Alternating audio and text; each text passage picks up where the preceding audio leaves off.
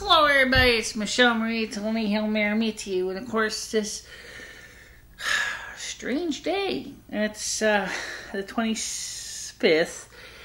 And of course it's warm, but tomorrow is going to be cold. And tomorrow has expected high of about 0 degrees Celsius. And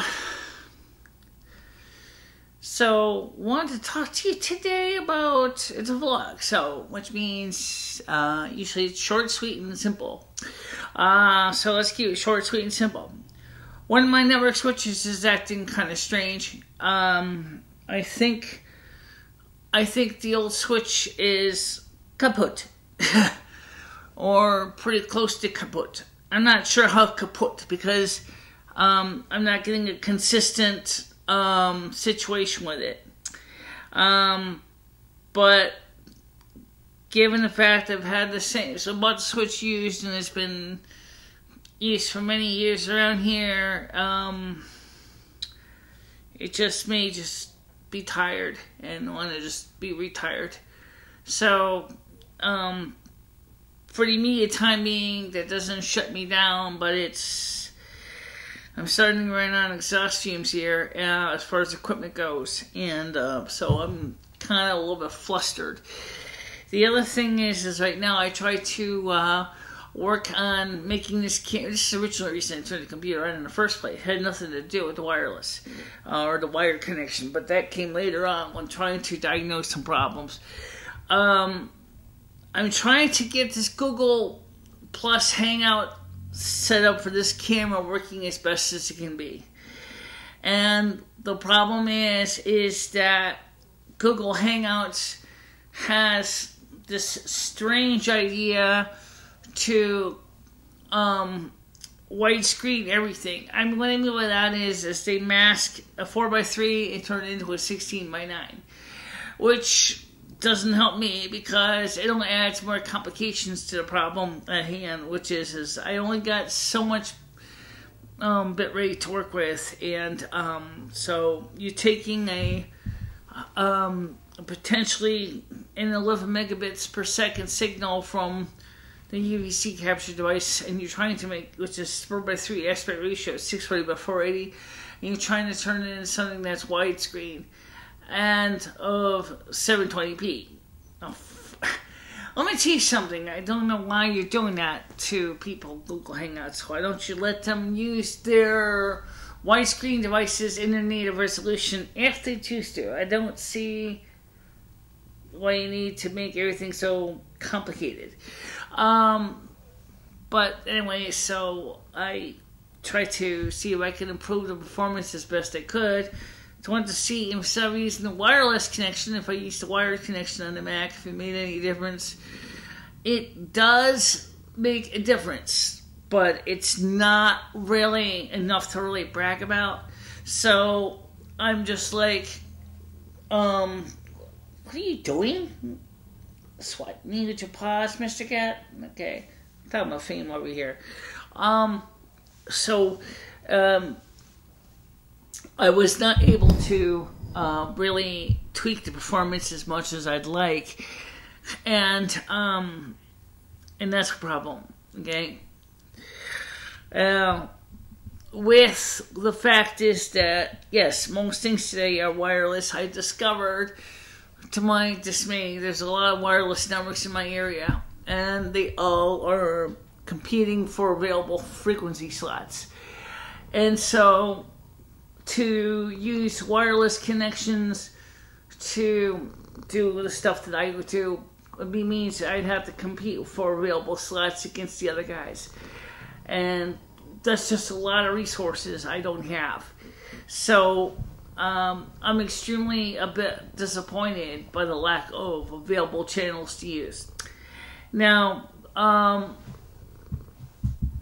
so right now ping fast is not really fast, and 112 public is definitely running on the slow side, and the only two other Ethernet ports available right now, one's going to the Mac and the other one is going to the other Mac, because there's Well, that means I got one free port left, and I have to figure out where that's going to go to.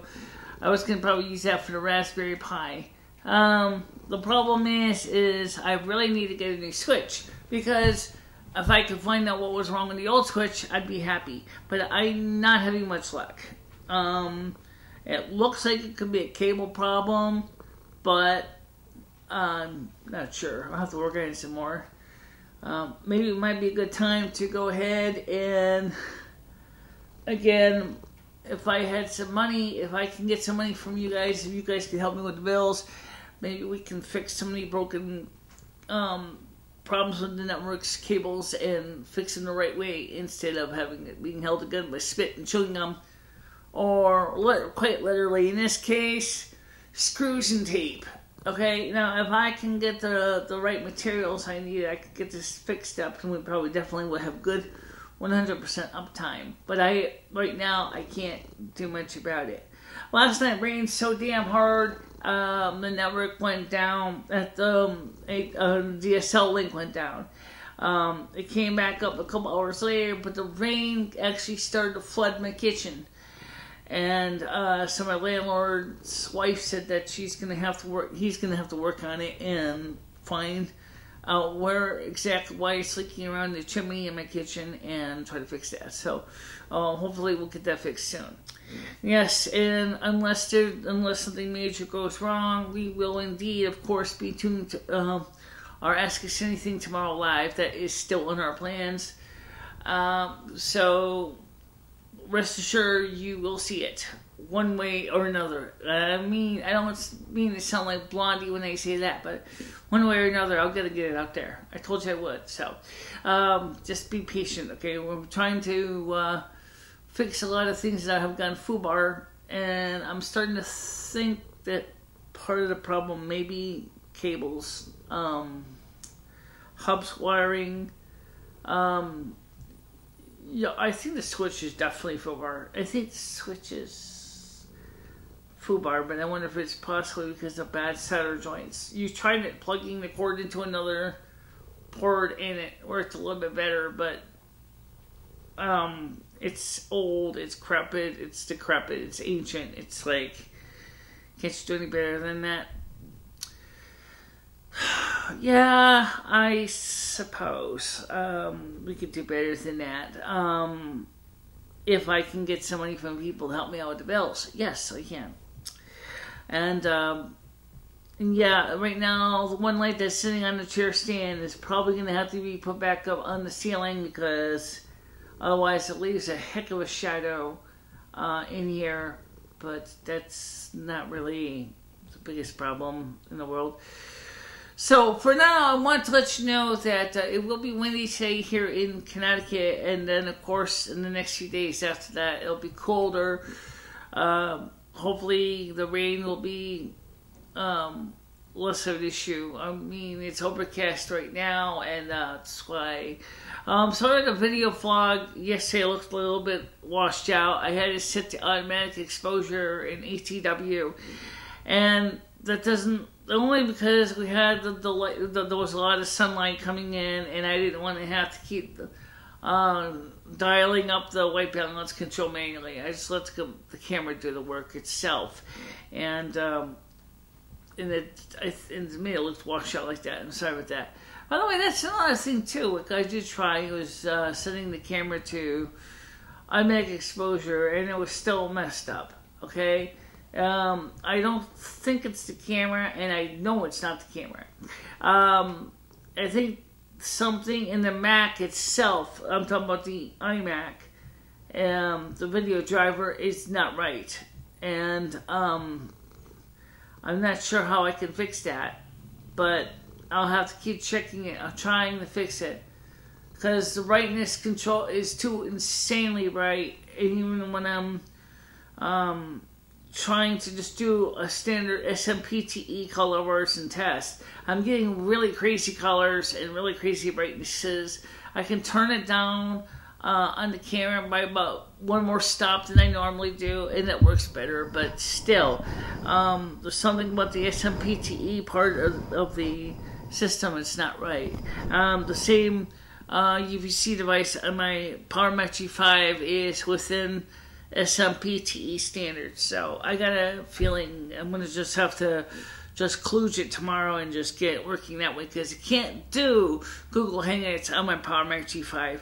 I don't know why people don't try to port Chrome. Well, okay, besides I know something about the Java is not available for, Java 8 is not available for the PowerMac G5.